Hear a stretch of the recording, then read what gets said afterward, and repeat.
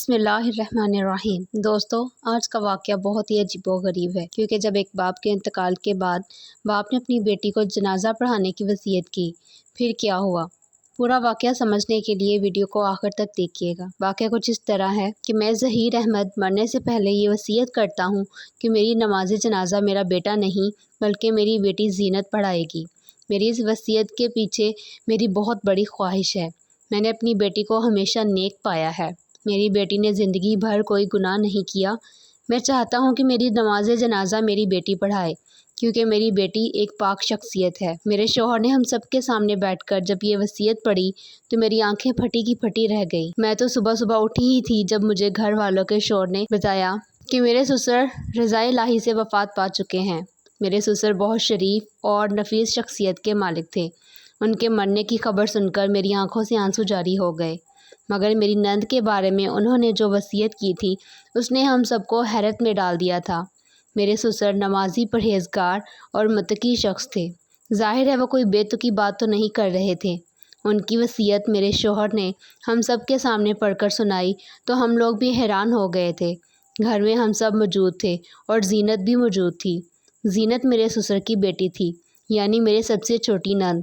اس کی عمر 25 سال ہو چکی تھی، مگر زینت کے بارے میں اس کے باپ کی یہ وصیت سن کر ہم سبھی حیران رہ گئے تھے۔ کسی نے سوچا بھی نہیں تھا کہ ظہیر صاحب کے مرنے پر وہ اتنی عجیب و غریب وصیت کر جائیں گے جسے پورا کرنا ناممکن ہی نظر آتا تھا۔ میرے شوہر نے سب کے سامنے وصیت پڑھی تھی۔ ہم لوگ بھی حیران تھے۔ وہ کہنے لگے کہ چلو زینت کے کمرے میں چلتے ہیں، چل کر اسے بھی یہ بات بتاتے ہیں، کیونکہ جب سے ابا جان کی وفات کا اعلان ہوا تھا زینت کمرے میں بند ہو گئی تھی۔ ویسے بھی وہ کمرے میں ہمیشہ اکیلی ہی رہتی تھی۔ دروازہ بند ہوتا اور وہ باہر کم ہی آیا کرتی تھی۔ مجھے وہ دن اچھی طرح سے یاد ہے جب میری شادی کے روز ایک عورت میرے سامنے آئی اور مجھ سے کہنے لگی، اپنی نند زینت سے بچ کر رہنا، تم نہیں جانتی وہ کس قسم کی لڑکی ہے۔ تم ابھی اس گھر میں نہیں آئی ہو، دیکھ لینا کہ وہ تمہارے ساتھ کیا سلوک کرے گی۔ میں اس عورت کی باتوں کی وجہ سے ڈر گئی تھی، مگر جب سے میں اس گھر میں آئی تھی میں نے ایک ہی بات محسوس کی تھی کہ زینت اپنے کمرے سے ہی نہیں نکلتی تھی، ہر وقت اپنے کمرے میں بند رہتی۔ پتہ نہیں وہاں ایسا کیا کرتی تھی۔ رات کو اس کے کمرے سے عجیب و عجیب آوازیں آتی تھیں۔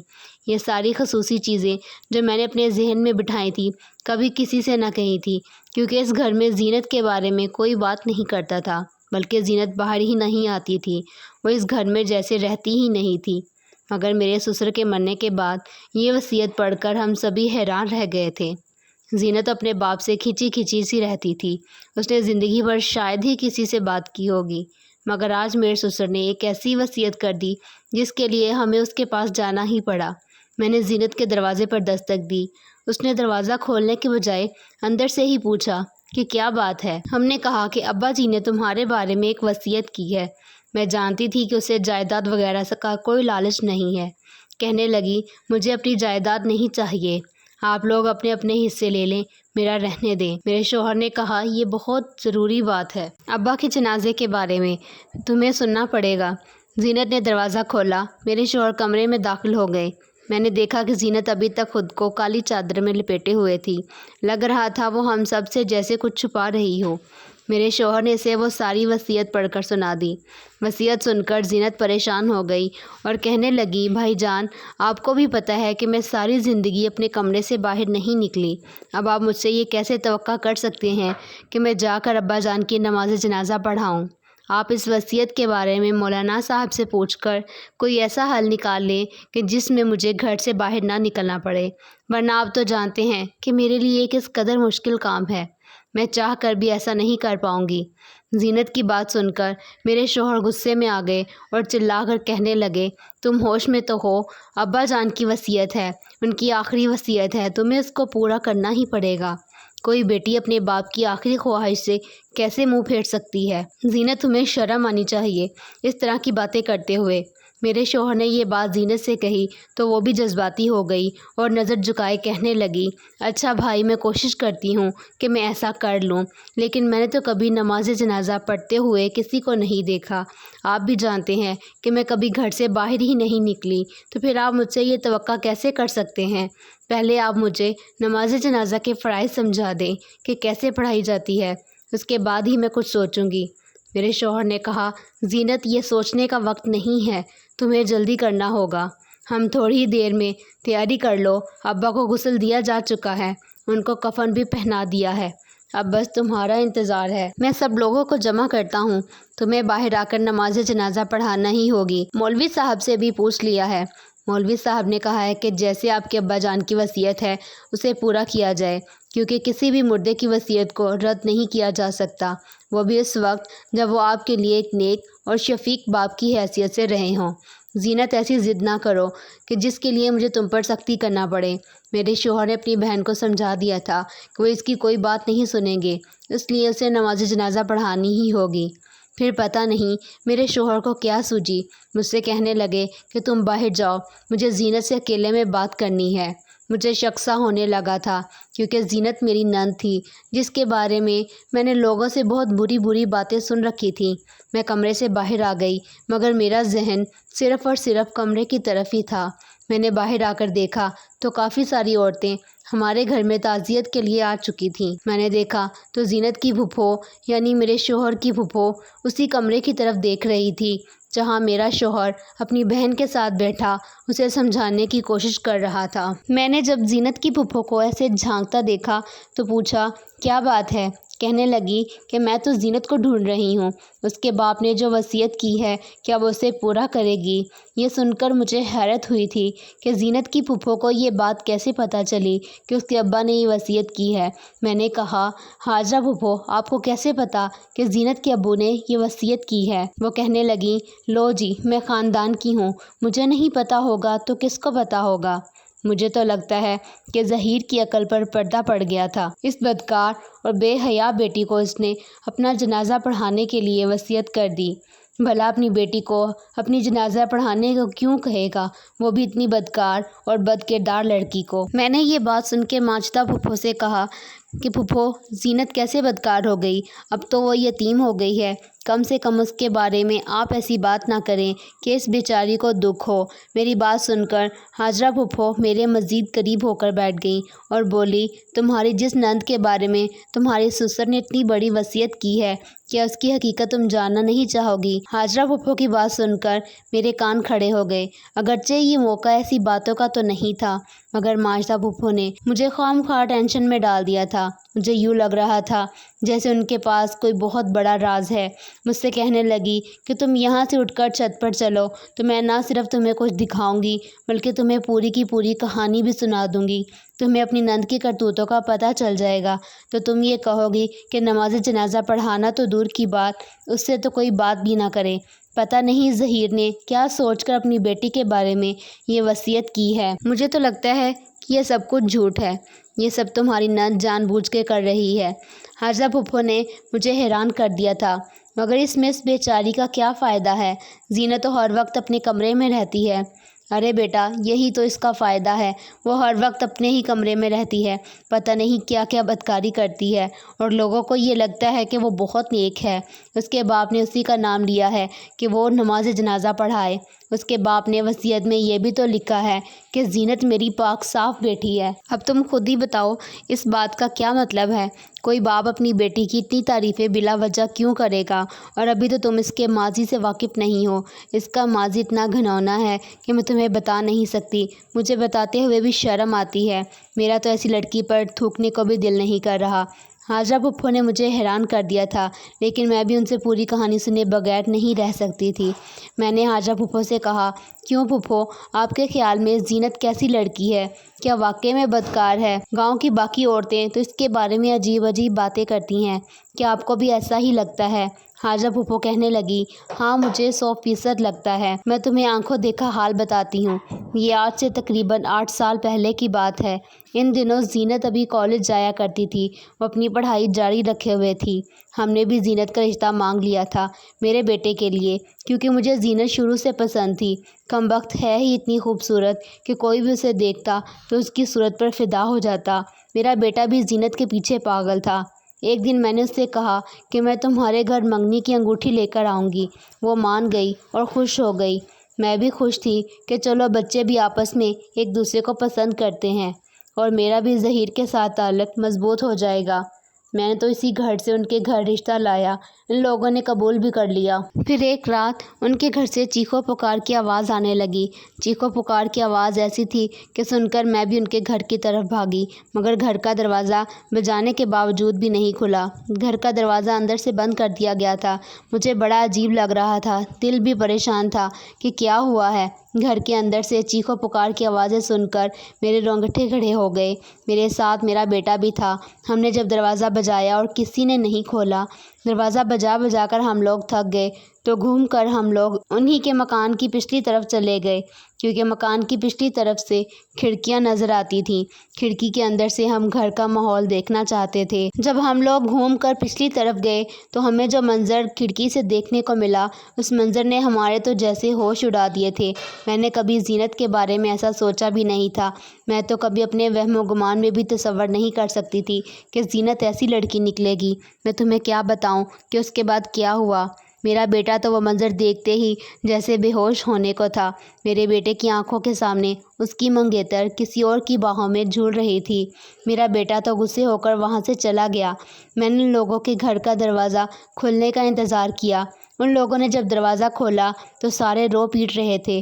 ظہیر کہنے لگا کہ باجی، ہمارے گھر ڈاکو پڑ گئے تھے، انہوں نے سارا مال بھی لوٹ لیا، میری بیٹی اور بہو کے ساتھ بھی بدتمیزی کی۔ ظہیر مجھ سے نظریں چرا رہا تھا۔ ایسا لگ رہا تھا جیسے اسے اپنی بیٹی پر یقین نہیں تھا۔ میں نے اس سے پوچھا بھی کہ وہ ڈاکو کون تھے، کہاں سے آئے تھے، تم پولیس کے پاس کیوں نہیں جا رہے؟ کہنے لگا کہ باجی مجھے نہیں پتا، وہ تو بس اپنے چہروں پر نقاب چڑھا کر آئے تھے، ہمیں لوٹ کر چلے گئے۔ میں کیا کہہ سکتا ہوں؟ ظہیر نظریں چرا رہا تھا، جیسے اسے کسی بات میں ہی دلچسپی نہیں تھی اور اسے اپنی بیٹی پر اندھا یقین تھا۔ ظاہر ہے وہ تو باپ تھا، اپنی بیٹی کے کرتوتوں پر پردہ ڈال رہا تھا، مگر ہم تو ایسا نہیں کر سکتے تھے۔ میں نے اپنے بیٹے کا رشتہ اس سے کیا تھا۔ میں کسی ایسی عورت کو اپنے گھر نہیں لا سکتی تھی جس کا خون ہی گندا ہو۔ میں اسی لیے کہتی ہوں جب بیاہ کرو کسی خاندانی لڑکی سے کرو۔ اب تم جذباتی ہو کر زینت کی شادی اپنے بھائی سے کرنے پر تلی ہوئی ہو، یہ بات بھی مجھے پتہ چلی ہے، مگر ایک بات جان لو کہ اس واقعے کے بعد جو اس زینت کے ساتھ ہوا وہ پورے محلے نے دیکھا۔ اس وجہ سے تو زینت کا آج تک کوئی رشتہ نہیں آیا اور اتنی خوبصورت ہونے کے باوجود بھی گھر میں بیٹھی ہوئی ہے اور اس کا کسی نے رشتہ نہیں مانگا۔ مجھے تو یہ سمجھ نہیں آ رہی کہ اس کے باپ نے یہ وصیت کی کیوں۔ جس باپ نے جیتے جی اپنی بیٹی کو منہ نہیں لگایا، اس کی طرف مڑ کر نہیں دیکھا، وہ اس سے راضی نہیں تھا، مرتے وقت وہ کیسے خواہش کر سکتا ہے کہ ایسی ناپاک اولاد اس کا جنازہ پڑھائے؟ یہ تو مجھے سراسر سازش لگتی ہے، اس کے پیچھے کوئی اور وجہ ہوگی، تم دیکھ لینا۔ میں مان ہی نہیں سکتی کہ ظہیر کوئی ایسی خواہش کرے۔ تم جانتی ہو کہ اس ڈکیتی کے بعد ان کے گھر میں کیا ہوا تھا؟ زینت نے تو گھر سے نکلنا ہی چھوڑ دیا تھا، چھوڑتی بھی کیوں نہیں، پیٹ سے جو ہو گئی تھی۔ کسی ناجائز بچے کو پالنا اور دنیا کے سامنے لانا آسان بات تو نہیں ہوتی۔ پہلے تو ظہیر نے اپنی بیٹی کے کرتوتوں پر پردہ ڈالنے کی پوری کوشش کی، مجھ سے بھی کہا کہ آپا تم رشتہ ختم نہ کرو، میری بیٹی میں ایسی کوئی بات نہیں ہے، تم بلا وجہ شک کر رہی ہو۔ میں کیسے شک نہ کرتی؟ میں نے جو اپنی آنکھوں سے وہ منظر دیکھا تھا، جیسے جیسے مہینے بڑھ رہے تھے زینت کی ماں پریشان ہو رہی تھی۔ کچھ دن کے بعد اس نے زینت کو اپنی بڑی بہن کے گھر بھجوا دیا۔ وہاں سے ٹھیک 7 مہینے کے بعد وہ واپس آئی تھی۔ اس کے تو حال ہی بدل چکے تھے، ایسا لگتا تھا کہ بہت بڑا گناہ کر کے واپس لوٹی ہے۔ چہرے کی معصومیت تک اٹھ چکی تھی، اب اس زینت میں پہلے والی بات نہیں رہی تھی۔ بس اس کے بعد اس نے گھر میں رہنا شروع کر دیا۔ کچھ عرصے کے بعد قرآن پاک پڑھنے لگ گئی اور یہاں تک کہ محلے کے بچوں کو بھی قرآن پڑھانا شروع کر دیا۔ مجھے زینت کے بارے میں اتنی باتیں کبھی نہیں معلوم تھیں۔ میں خاموشی سے اٹھ کر نیچے آ گئی، اپنے شوہر سے بات کی کہ کیا زینت واقعی میں جنازہ پڑھانے پر راضی ہوئی ہے یا پھر ابھی نخرے کر رہی ہے۔ میرے شوہر نے مجھے کچھ نہیں بتایا، کہنے لگے کہ تم خاموش ہو جاؤ، یہ میرے گھر کا معاملہ ہے۔ اپنے شوہر کو اتنے غصے میں دیکھ کر میں بھی سہم گئی تھی۔ مجھے تو سمجھ نہیں آ رہا تھا کہ آخر میرے شوہر کو کس بات کا غصہ ہے۔ میں یہی سوال لے کر زینت کے کمرے میں گئی، مگر اس نے کمرے کے دروازے کو اندر سے بند کر رکھا تھا۔ میں نے دروازہ بجایا، زینت نے دروازہ کھولا اور باہر آ گئی۔ اس نے کالے رنگ کا عبایا اوڑھ رکھا تھا۔ کہنے لگی بھابھی میں تیار ہوں، ابا کا جنازہ پڑھانے کے لیے میں نے مکمل تیاری کر لی۔ ویسے بھی مجھے علم تو تھا کہ ابا ایسا کچھ کریں گے، لیکن مجھے یقین نہیں تھا کہ ابا اتنا بڑا قدم اٹھا لیں گے۔ بہرحال ابا کی مرضی جیسے میں اسی میں خوش ہوں۔ اب زینت مجھے بدلی ہوئی عورت لگ رہی تھی، مجھے اس پر ذرا بھی ترس نہیں آ رہا تھا، بلکہ وہ تو بالکل ٹھیک ٹھاک تھی، نہ ہی وہ جذباتی ہوئی تھی اور نہ اس نے آنکھ سے ایک بھی آنسو بہایا تھا۔ مجھے اس پر حیرت ہو رہی تھی۔ ایسی لڑکیاں بھی پائی جاتی ہیں جو اپنے ماں باپ کے مرنے پر بھی کسی قسم کا فرق ظاہر نہیں ہونے دیتی۔ میں دل میں سوچنے لگی کہ ہم تو اپنے ماں باپ سے بہت محبت کرتے ہیں۔ میں نے زینت سے کہا کیا تمہیں اپنے ابا کی موت کا غم نہیں ہے؟ کہنے لگی کہ میں بھی اپنے باپ سے بے پناہ محبت کرتی تھی، اسی وجہ سے ان کی عجیب و غریب شرط مان رہی ہوں، ورنہ اگر میری جگہ کوئی اور ہوتا تو کبھی یہ شرط ماننے پر تیار نہ ہوتا۔ میں نے بس اپنے ابا کی محبت میں اس بات کو تسلیم کر لیا ہے، ورنہ آپ جانتی ہیں کہ میری شہرت محلے میں کیسی ہے، میں تو کبھی گھر سے نہیں نکلی۔ زینت کی یہ 2 نمبر باتیں مجھے بہت غصہ دلا رہی تھی۔ میں نے دیکھا اس نے نقاب اوڑھ رکھا تھا، تبھی میرے شوہر نے زینت سے کہا کہ اس کو نقاب اتارنا پڑے گا۔ کیا مطلب ہے بھائی جان، میں اتنے سارے مردوں کے سامنے بنا نقاب کے جاؤں گی؟ میرے شوہر نے زینت سے کہا ابا کی وصیت پر اگر عمل کرنا ہے تو پھر تمہیں یہ بھی کرنا پڑے گا۔ ابا نے خود وصیت میں لکھا ہے کہ زینت اپنا چہرہ نہیں چھپائے گی، اپنا چہرہ کھلا چھوڑو اور چلو چل کر ابا کا جنازہ پڑھاؤ۔ میرے شوہر نے سختی سے زینت کی طرف دیکھ کر کہا۔ اس کے چہرے کا رنگ پیلا پڑ رہا تھا۔ اب تو مجھے بھی اس پر شک ہو رہا تھا کہ وہ باہر کیوں نہیں جانا چاہتی۔ بہرحال زینت نے بڑی ہمت دکھائی، اس نے اپنے بال باندھ لیے، اچھے سے خود کو ڈھانپ لیا، چہرہ کھلا چھوڑا اور میرے شوہر کے ساتھ گھر سے چلی گئی۔ سب عورتیں بھی حیران ہو رہی تھیں۔ زینت اپنے باپ کا جنازہ پڑھانے جا رہی تھی۔ زینت کے کردار پر ہر ایک کو ہی شک تھا کہ جو کچھ اس کے ساتھ منسوب ہو چکا تھا، اس کے بعد ایسی لڑکیوں پر کوئی بھی یقین نہیں کرتا، چاہے وہ اپنے گھر والے ہی کیوں نہ ہوں۔ بہرحال تقریباً شام کے وقت جب جنازہ دفن ہو گیا تو میرا شوہر زینت کو گھر لے کر آیا۔ میں حیرت سے اسے دیکھنے لگی، اس کے چہرے پر بھی خوشی تھی۔ وہ زینت جو گھر سے نکلتے ہوئے اپنے چہرے پر ایک عجیب سی اداسی لے کر گئی تھی، جس کی آنکھوں سے پریشانی صاف جھلک رہی تھی، اب بہت خوش دکھائی دے رہی تھی۔ میں نے دیکھا میرا شوہر بھی مطمئن لگ رہا تھا، دونوں کی آنکھوں میں عجیب سا اطمینان تھا۔ میں نے اپنے شوہر سے پوچھا کہ کیا زینت نے نماز جنازہ پڑھائی؟ کہنے لگا کہ پڑھنے کی نوبت نہیں آئی۔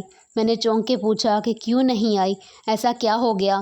میرا شوہر کہنے لگا بس میں نے تمہیں کہا تھا نا کہ ابا کی یہ وصیت بلا وجہ نہیں تھی، اس کے پیچھے ایک بہت بڑی حکمت تھی جو ہمیں آج سمجھ آئی ہے۔ میں تو سوچ بھی نہیں سکتا تھا کہ ایک باپ اپنی اولاد کے بارے میں یہاں تک سوچ سکتا ہے۔ اب تم سب لوگ گھر میں تیاری کرو، 1 مہینے کے بعد میں زینت کو رخصت کر کے بھیج رہا ہوں۔ اس کی شادی ہو رہی ہے، رشتہ مل چکا ہے، بات پکی ہو چکی ہے۔ میں اپنے شوہر کے منہ کی طرف دیکھنے لگی، ہکا بکا رہ گئی کہ آپ یہ کیا کہہ رہے ہیں؟ زینت کی شادی ہو جائے گی؟ آپ نے تو کسی کو رشتہ نہیں دکھایا، گھر بھی نہیں بلایا، پھر یہ بات آپ کیسے کہہ سکتے ہیں؟ میری بات سن کر میرا شوہر بولا بس ابا نے اس کا کام کر دیا، ابا جان نے اپنی بیٹی کے لیے جو سوچا وہ بہترین تھا۔ تمہیں پتہ ہے کس کی شادی کس سے ہو رہی ہے اور کیوں ہو رہی ہے؟ لیکن میں تمہیں کیوں بتاؤں، تم تو بدنیت عورت ہو۔ میری بہن کے بارے میں تم نے کبھی نہ ہی منہ سے کوئی اچھے الفاظ کہے اور نہ کبھی اس کے بارے میں اچھی سوچ رکھی۔ میں اپنی بہن کی شادی کی تیاریاں خود کروں گا۔ شوہر کا یہ رویہ میرا دل دکھا رہا تھا، مگر میں خاموش تھی کیونکہ مجھے کوئی بات سمجھ نہیں آ رہی تھی۔ میں نے سب لوگوں سے پوچھا کیا زینت نے نماز جنازہ پڑھایا؟ کسی نے مجھے کوئی خاص جواب نہیں دیا، شاید کوئی اس بات سے واقف ہی نہیں تھا۔ میرے شوہر نے مجھے کچھ بھی بتانے سے انکار کر دیا تھا، بس مجھ سے یہی کہا کہ زینت کے نکاح کی تیاریاں کرو، میں اس کی شادی کروں گا، اب اس گھر سے چلی جائے گی اور عزت سے اپنا گھر بسائے گی۔ میں نے بھی زینت کے نکاح کی تیاریاں شروع کر دیں، مگر ہاجرہ پھپھو وہاں وہ واحد عورت تھی جنہوں نے مجھے سچ اور حقیقت سے دوبارہ آگاہ کیا۔ پتہ نہیں وہ کیسے اس وقت قبرستان میں موجود تھیں، انہوں نے ہی زینت کو باپ کے جنازے میں جاتے دیکھا۔ مجھے ہاجرہ پھپھو نے شرمندگی سے بتایا کہ بیٹی مجھ سے بہت بڑی غلطی ہو گئی۔ اس دن جو بھی باتیں میں نے تمہیں بتائی تھیں ان کا دوسرا رخ نہیں دیکھا، میں تو بس خود کو ہی صحیح سمجھتی رہی۔ میں یہ نہیں جانتی تھی کہ وہ شخص جو اس دن زینت کے ساتھ تھا، جسے میں نے دیکھا تھا، وہ کوئی اور نہیں بلکہ اس کا شوہر تھا۔ زینت کے ماں باپ نے پھر بھی اپنی عزت رکھنے کے لیے اس کے اس نکاح سے انکار کر دیا کہ ہم تمہارا نکاح نہیں مانتے، ہاجرہ کے بیٹے سے ہی شادی کرنا پڑے گی جس کے ساتھ زینت نے خود نکاح کیا تھا۔ وہ بہت امیر ترین شخص تھا جس نے اس کی خوبصورتی کی وجہ سے زینت سے شادی کی، مگر وہ اس کا بدلہ تھا، وہ انتقام جو اس نے اس وقت سے سوچ رکھا تھا جب سے زینت نے اپنے ماں باپ کی پسند کے سامنے سر جھکایا تھا۔ مگر وہ بھی خاندانی شخص تھا، اس نے زینت کو چھوڑا نہیں، اس امید پر کہ اس کے ساتھ تعلق قائم کیا کہ وہ اپنی اولاد کی خاطر اس کو قبول کر لے گی۔ اس میں سب سے بڑی غلطی اس کے ماں باپ کی تھی جنہوں نے اس پر ذہنی دباؤ ڈالا، اس سے اس کی اولاد بھی چھینی اور اس کو اس کے شوہر سے بھی دور کر دیا، زندگی بھر کے لیے اسے خوشیوں سے محروم کر دیا۔ زینت نے لوگوں کے الزامات سہ لیے مگر لوگوں کے سامنے اپنی زبان نہیں کھولی، نہ ہی کسی کو یہ بتایا کہ جو شخص اس کے گھر آیا تھا وہ اس کا اپنا شوہر تھا۔ اپنے سسر کی میت کا سن کے وہ بھی جنازے میں آیا تھا۔ جب اس نے اپنی بیگم کو سب کے سامنے دیکھا تو اس سے رہا نہیں گیا، بے قرار ہو کر اپنی بیگم سے معافی مانگ کر اس کے پاؤں پڑ گیا، کہا کہ میں تمہیں اپنانے کو تیار ہوں۔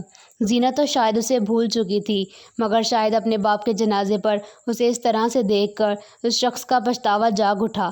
اس نے زینت کو اپنی بیوی کے طور پر قبول کر لیا۔ ہاجرہ پھپھو نے مجھے قبرستان میں پیش آیا معاملہ سناتے ہوئے کہا، کسی وجہ سے تمہارے شوہر نے تمہیں کہا ہے کہ زینت کے نکاح کی تیاری کرو، وہ اب دھوم دھام سے بارات لے کر آئے گا اور اسے عزت سے بیاہ کر لے جائے گا۔